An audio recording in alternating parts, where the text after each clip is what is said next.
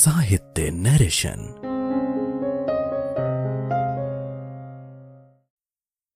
सुनिए रविंद्रनाथ टैगोर की लिखी कहानी काबुली वाला। मेरी 5 बरस की छोटी लड़की मिनी क्षण भर भी बात किए बिना नहीं रह सकती। जन्म लेने के बाद भाषा सीखने में उसने सिर्फ 1 ही साल लगाया होगा। उसके बाद जब तक वो जगी रहती है अपना 1 मिनट का समय भी मौन में नष्ट नहीं करती। उसकी मां अक्सर डांट कर उसका मुंह बंद कर देती है, किंतु मैं ऐसा नहीं कर पाता। मिनी का चुप रहना मुझे इतना अस्वाभाविक लगता है कि मैं ज्यादा देर तक सहन नहीं कर पाता, और यही कारण है कि मेरे साथ वो कुछ ज्यादा उत्साह से बातचीत किया करती है। सुबह मैंने अपने उपन्यास के 17वें परिच्छेद को लिखना शुरू ही किया था कि मिनी आ गई और बोलने लगी। बाबूजी, रामदयाल दरबान है ना, वो काक को कौवा कहता है। वो कुछ नहीं जानता ना बाबूजी। दुनिया की भाषाओं की भिन्नता के बारे में मेरे कुछ कहने से पहले उसने दूसरा प्रसंग छेड़ दिया।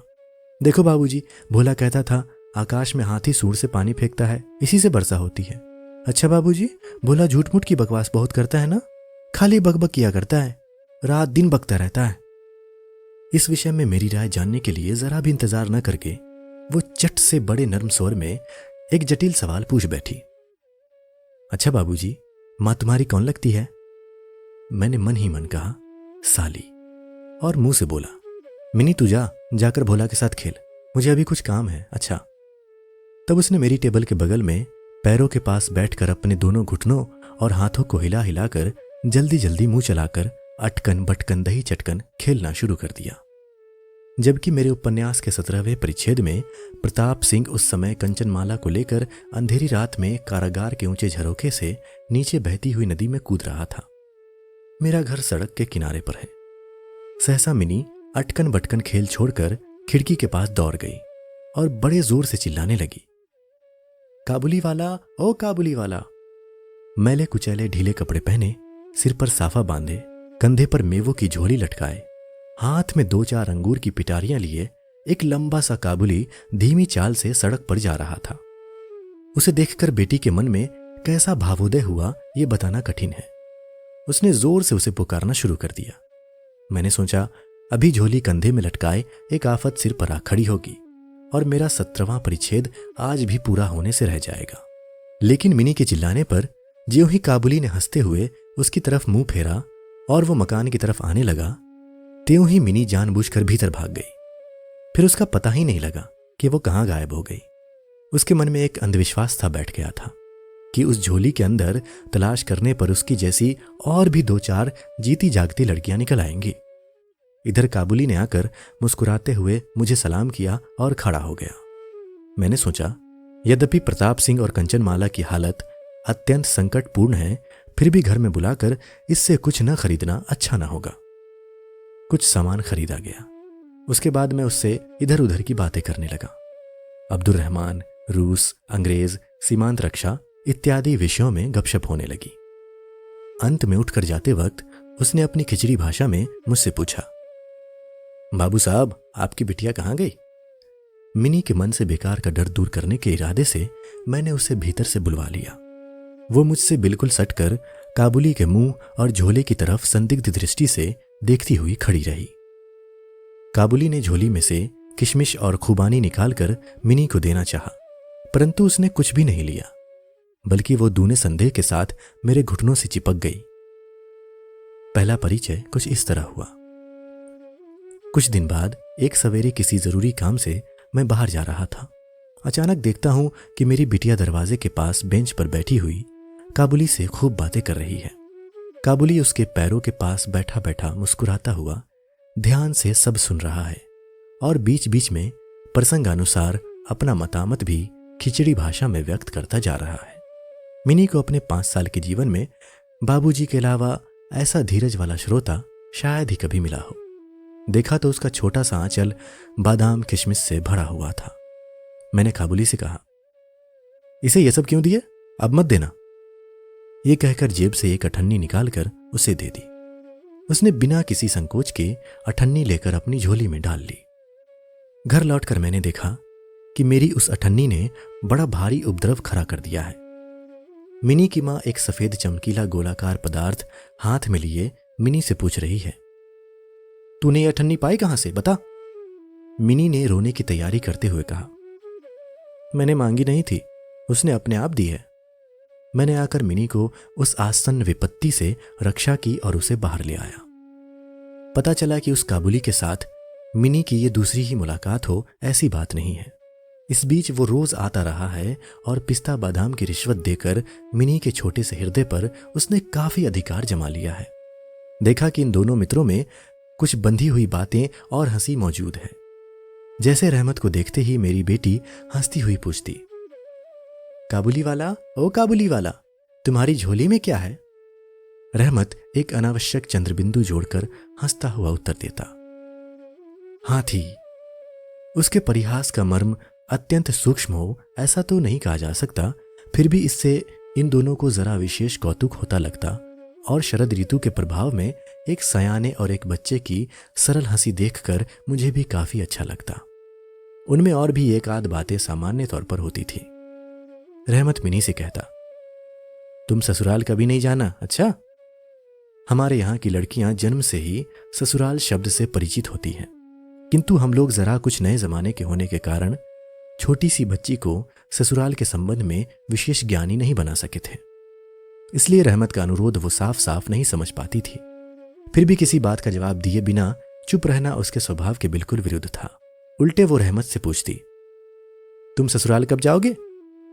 रहमत काल्पनिक ससुर के लिए अपना जबरदस्त मोटा घूंसा तान कर कहता, हम ससुर को मारेगा। यह सुनकर मिनी किसी ससुर नामक अपरिचित जीव की दुर्व्यवस्था की कल्पना करके खूब हंसती। देखते देखते शुभ शरद ऋतु आ पहुंची। प्राचीन काल में इसी समय राजा महाराजा दिग्विजय के लिए निकलते थे। मैं कलकत्ता छोड़कर कभी नहीं गया, शायद इसलिए मेरा मन पृथ्वी भर में घुमा करता है, यानी मैं अपने घर के कोने में चिर प्रवासी हूं। बाहर की दुनिया के लिए मेरा मन सर्वदा चंचल रहता है। किसी विदेश का नाम सुनते ही मेरा चित्त वहीं के लिए दौड़ने लगता है। इसी तरह विदेशी आदमी को देखते ही तुरंत मेरा मन नदी पर्वत वन के बीच में एक कुटीर का दृश्य देखने लगता है और एक उल्लासपूर्ण स्वाधीन जीवन यात्रा की बात कल्पना में जाग उठती है।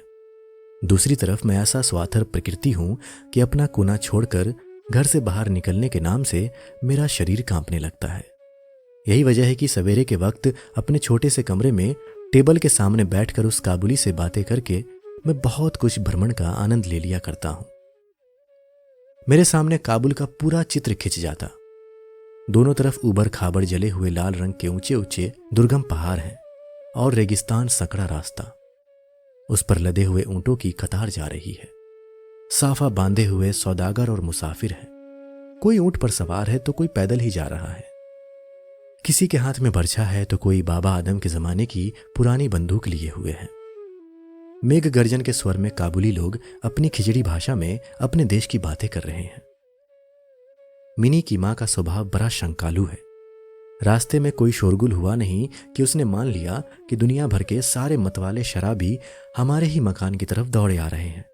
उसकी समझ में ये दुनिया इस छोर से लेकर उस छोर तक चोर डकैत मतवाले शराबी सांप बाघ मलेरिया सुआ तिलचट्टे और गोरों से भरी पड़ी है। इतने दिन हुए इस दुनिया में रहते हुए फिर भी उसके मन का यह संशय दूर नहीं हुआ। खासकर रहमत काबुली की तरफ से वो पूरी तरह निश्चित नहीं थी। उस पर विशेष दृष्टि रखने के लिए मुझसे वो बार बार कहती रहती। जब मैं उसका संदेह हंसी में उड़ा देना चाहता तो वो मुझसे एक साथ कई सवाल कर बैठती। क्या कभी किसी का लड़का चुराया नहीं गया? क्या काबुल में गुलाम नहीं बेचे जाते? एक लंबे मोटे तगड़े काबुल के लिए एक छोटे से बच्चे को चुरा ले जाना क्या बिल्कुल असंभव बात है? इत्यादि। मुझे मानना पड़ता कि यह बात बिल्कुल असंभव हो ऐसा तो नहीं, परंतु विश्वास योग्य नहीं। विश्वास करने की शक्ति सब में समान नहीं होती, इसलिए मेरी पत्नी के मन में डर रह ही गया। लेकिन सिर्फ इसलिए बिना किसी दोष के रहमत को अपने मकान में आने से मैं मना नहीं कर सका। हर वर्ष माघ के महीने में रहमत अपने देश चला जाता है। इस समय वह अपने ग्राहकों से रुपए वसूल करने के काम में बड़ा उद्विग्न रहता है। उसे घर घर घूमना पड़ता है, मगर फिर भी वो मिनी से एक बार मिल ही जाता है। देखने में तो ठीक ऐसा ही लगता है कि दोनों में कोई षड्यंत्र चल रहा हो। जिस दिन वो सवेरे नहीं आ पाता उस दिन शाम को हाजिर हो जाता।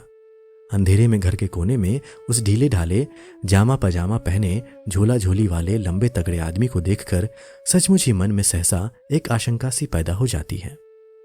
परंतु जब देखता हूं कि मिनी काबुली वाला ओ काबुली वाला पुकारती हंसती हंसती दौड़ी आती है और दो अलग अलग उम्र के असम मित्रों में वही पुराना सरल परिहास चलने लगता है, तब मेरा संपूर्ण हृदय प्रसन्न हो उठता है। एक दिन सवेरे मैं अपने छोटे कमरे में बैठा हुआ अपनी नई पुस्तक का प्रूफ देख रहा था। जाड़ा विदा होने से पहले 2-3 दिनों से खूब जोरों से पड़ रहा था। जहां देखो वहां जाड़े की ही चर्चा है। ऐसे जाड़े पाले में खिड़की में से सवेरे की धूप टेबल के नीचे पैरों पर आ पड़ी तो उसकी गर्मी मुझे आनंद विभोर कर गई। करीब 8 बजे होंगे। सिर में गुलूबंद लपेटे प्रातः भ्रमण करने वाले अपना भ्रमण समाप्त करके लोग अपने अपने घर की तरफ लौट रहे थे। ठीक इसी समय सड़क पर एक जोरदार शोर सुनाई दिया। देखता हूं अपने उसे रहमत को 2 सिपाही बांधे लिए चले जा रहे हैं। उसके पीछे बहुत सी कुतूहली सड़कों का झुंड चला जा रहा है। रहमत के कुर्ते पर खून के दाग हैं और एक सिपाही के हाथ में खून से सना हुआ छुरा। मैंने दरवाजे से बाहर निकलकर सिपाही को रोक लिया। पूछा, क्या बात है? कुछ सिपाही से और कुछ रहमत के मुंह से सुना कि हमारे पड़ोस में रहने वाले एक आदमी ने रहमत से रामपुरी चादरें खरीदी थी। उसके कुछ रुपए उसकी तरफ बाकी थे, जिन्हें वो देने से नट गया। बस इसी पर दोनों में बात बढ़ गई और रहमत ने छुरा निकालकर उसको भोंक दिया। रहमत उस झूठे बेईमान आदमी के लिए तरह तरह की आश्राव्य गालियां सुना रहा था। इतने में काबुली वाला ओ काबुली वाला पुकारती हुई मिनी घर से निकल आई। रहमत का चेहरा क्षण भर में कौतुक हास्य से प्रफुल्ल हो उठा। उसके कंधे पर आज झोली नहीं थी, इसलिए झोली के बारे में दोनों मित्रों में अभ्यस्त परिहास न चल सका। मिनी ने आते ही उससे पूछा, तुम ससुराल जाओगे? रहमत ने हंसकर कहा, हाँ वहीं तो जा रहा हूं। रहमत ताड़ गया कि उसका यह उत्तर मिनी के चेहरे पर हंसी नहीं ला सका है और तब उसने हाथ दिखाकर कहा, ससुर को मारता पर क्या करूं, हाथ बंधे हुए हैं। छुरा चलाने के कसूर में रहमत को कई साल की सजा हो गई। काबुली का ख्याल धीरे धीरे मन से बिल्कुल उतर गया। हम लोग अब अपने घर में बैठकर हमेशा की आदत के अनुसार नित्य का काम धंधा करते हुए आराम से दिन बिता रहे थे। तब एक स्वाधीन पर्वतारोही पुरुष जेल की दीवारों के अंदर बैठा कैसे साल पर साल बिता रहा होगा, ये बात हमारे मन में कभी आई ही नहीं। और चंचल हृदया मिनी का आचरण तो और भी लज्जाजनक था। ये बात उसके बाप को भी माननी पड़ी। उसने सहज ही अपने पुराने मित्र को भूलकर पहले तो नबी सईस के साथ मित्रता जोड़ी, फिर क्रमशः जैसे जैसे उसकी उम्र बढ़ने लगी वैसे वैसे सखाओं के बदले एक के बाद एक उसकी सखियां जुटने लगी। और तो और अब वो अपने बाबूजी के लिखने के कमरे में भी नहीं दिखाई देती। मेरा तो एक तरह से उसके साथ संबंध ही टूट गया है। कितने ही साल बीत गए। सालों बाद आज फिर से एक शरद ऋतु आई है। मिनी की सगाई पक्की हो गई है। पूजा की छुट्टियों में उसकी शादी हो जाएगी। कैलाश वासिनी के साथ साथ अब की बार हमारे घर की आनंदमयी मिनी भी माँ बाप के घर में अंधेरा करके सास ससुर के घर चली जाएगी। प्रभात का सूर्य बड़ी सुंदरता से उदित हुआ। वर्षा के बाद शरद ऋतु की ये नई धुली धूप मानो सुहागे में पिघले निर्मल सोने की तरह रंग दे रही है। कलकत्ता की गलियों के भीतर परस्पर सटे हुए पुराने ईंट, झरे गंदे मकानों के ऊपर भी इस धूप की आभा ने एक तरह का अनुपम लावण्य फैला दिया है। हमारे घर आज सुबह से ही शहनाई बज रही है। मुझे ऐसा लग रहा है जैसे वो मेरे कलेजे की पसलियों में से रो रो कर बज रही हो। उसकी करुण भैरवी रागनी मानो मेरी आसन विच्छेद व्यथा को शरद ऋतु की रूप के साथ संपूर्ण विश्व जगत में व्याप्त किए दे रही है। मेरी मिनी का आज ब्याह है। सवेरे से भाग दौड़ शुरू है। हर वक्त लोगों का आना जाना जारी है। आंगन में बांस बांधकर मंडप छा रहा है। हर एक कमरे में और बरामदे में झाड़ लटकाए जा रहे हैं और उनकी टन की आवाज मेरे कमरे में आ रही है। चलो रे, जल्दी करो, इधर आओ की आवाजें गूंज रही हैं। मैं तब अपने लिखने पढ़ने के कमरे में बैठा हुआ खर्च का हिसाब लिख रहा था। इतने में रहमत आया और सलाम करके खड़ा हो गया। पहले तो मैं उसे पहचान ही न सका। उसके पास ना तो झोली थी, न वैसे लंबे लंबे बाल थे और न चेहरे पर पहले जैसा तेज ही था। अंत में उसकी मुस्कुराहट देखकर पहचान सका कि वो रहमत है। मैंने पूछा, क्यों रहमत, कब आए? उसने कहा, कल शाम को ही जेल से छूटा हूं। सुनते ही उसके शब्द मेरे कानों में खट से बज उठे। किसी खूनी को मैंने कभी आंखों से नहीं देखा था। उसे देखकर मेरा सारा मन एकाएक सिकुड़ सा गया। मेरी यही इच्छा होने लगी कि आज के इस शुभ दिन में यह आदमी यहां से चला जाए तो अच्छा हो। मैंने उससे कहा, आज हमारे घर में एक जरूरी काम है, सो आज मैं उसमें लगा हुआ हूं। आज तुम जाओ, फिर आना। मेरी बात सुनकर वो उसी समय जाने को तैयार हो गया, पर दरवाजे के पास जाकर कुछ इधर उधर करके बोला, बच्ची को जरा नहीं देख सकता? शायद उसे विश्वास था कि मिनी अब तक वैसी ही बच्ची बनी है। उसने सोचा कि मिनी अब भी पहले की तरह काबुली वाला, वो काबुली वाला चिल्लाती हुई दौड़ी चली आएगी। उन दोनों के उस पुराने कौतुकजन्य हास्यालाप में किसी तरह की रुकावट नहीं होगी। यहां तक कि पहले की मित्रता याद करके वो एक पेटी अंगूर और एक कागज के दोनों में थोड़ी सी किशमिश और बादाम शायद अपने देश के किसी आदमी से मांग मूंग कर लेता आया था। उसकी पहले की वो झोली उसके पास नहीं थी। मैंने कहा, आज घर में बहुत काम है, आज किसी से मुलाकात ना हो सकेगी। मेरा जवाब सुनकर वो कुछ उदास सा हो गया। खामोशी के साथ उसने एक बार मेरे मुंह की ओर स्थिर दृष्टि से देखा, फिर सलाम बाबू साहब कहकर दरवाजे के बाहर निकल गया। मेरे हृदय में न जाने कैसी एक वेदना सी उठी। मैं सोच ही रहा था कि उसे बुलाऊं, इतने में देखा तो वो खुद ही आ रहा है। पास आकर बोला, ये अंगूर और किशमिश बादाम बच्ची के लिए लाया था, उसको दे दीजिएगा। मैंने उसके हाथ से सामान लेकर उसे पैसे देने चाहे, पर उसने मेरा हाथ थाम लिया। कहने लगा, आपकी बहुत मेहरबानी है बाबू साहब, हमेशा याद रहेगी, पैसे रहने दीजिए। जरा ठहर कर फिर बोला, बाबू साहब, आपकी जैसी मेरी भी देश में एक लड़की है, मैं उसकी याद कर करके अपनी बच्ची के लिए थोड़ी सी मेवा हाथ में ले आया करता हूं। मैं तो यहां सौदा बेचने नहीं आता। कहते कहते उसने अपने ढीले ढाले कुर्ते के अंदर हाथ डालकर छाती के पास से एक मैला कुचैला कागज का टुकड़ा निकाला और बड़े जतन से उसकी तह खोलकर दोनों हाथों से उसे फैलाकर मेरी टेबल पर रख दिया। देखा कि कागज पर एक नन्हे से हाथ के छोटे से पंजे की छाप है। फोटो नहीं, तैल चित्र नहीं, सिर्फ हाथ में थोड़ी सी कालिख लगाकर कागज के ऊपर उसी का निशान ले लिया गया है। अपनी लड़की की इस याददाश्त को छाती से लगाकर रहमत हर साल कलकत्ता की गली कूचों में सौदा बेचने आता है, और तब यह कालिक चित्र मानो उसकी बच्ची के हाथ का कोमल स्पर्श करके बिछुड़े हुए विशाल वक्षस्थल में सुधा उड़ेलता रहता है। देखकर मेरी आंखें भर आई, और फिर इस बात को मैं बिल्कुल ही भूल गया कि वो एक काबुली वाला मेवा वाला है और मैं एक उच्च वंश का रईस हूं। तब मैं महसूस करने लगा कि जो वो है वही मैं हूं। वो भी एक बाप है, मैं भी एक बाप हूं। उसकी पर्वतवासिनी छोटी सी पार्वती के हाथ की निशानी मुझे मेरी ही मिनी की याद दिला दी। मैंने उसी वक्त मिनी को बाहर बुलवाया। हालांकि इस पर भीतर बहुत आपत्ति की गई, किंतु मैंने उस पर कुछ भी ध्यान नहीं दिया। विवाह की पूरी पोशाक और जेवर गहने पहने हुए बेचारी वधू वेशनी मिनी मारे शर्म के सिकुड़ी हुई सी मेरे पास आकर खड़ी हो गई। उसे देखकर रहमत काबुली पहले तो सकपका गया। उससे पहले जैसी बातचीत करते न बना। बाद में वो हंसता हुआ बोला, लल्ली, सास के घर जा रही है क्या? मिनी अब सास के माने समझने लगी थी, लिहाजा अब उससे पहले की तरह जवाब देते न बना। रहमत की बात सुनकर मारे शर्म के उसका मुंह लाल हो उठा। उसने मुंह फेर लिया। मुझे उस दिन की बात याद आ गई जब काबुली के साथ मिनी का प्रथम परिचय हुआ था। मन में एक व्यथा सी जाग उठी। मिनी के चले जाने पर एक गहरी उसास भरकर वो जमीन पर बैठ गया। शायद उसकी समझ में ये बात एकाएक स्पष्ट हो उठी कि उसकी लड़की भी इतने दिनों में बड़ी हो गई होगी और उसके साथ भी उसे अब फिर से नई जान पहचान करनी होगी। शायद उसे अब वो ठीक पहले की सी वैसी की वैसी ना पाएगा। इन 8 वर्षों में उसका क्या हुआ होगा कौन जाने। सवेरे के वक्त शरद की स्निग्ध सूर्य किरणों में शहनाई बजने लगी और रहमत कलकत्ता की एक गली के भीतर बैठा हुआ अफगानिस्तान के मरु पर्वत का दृश्य देखने लगा।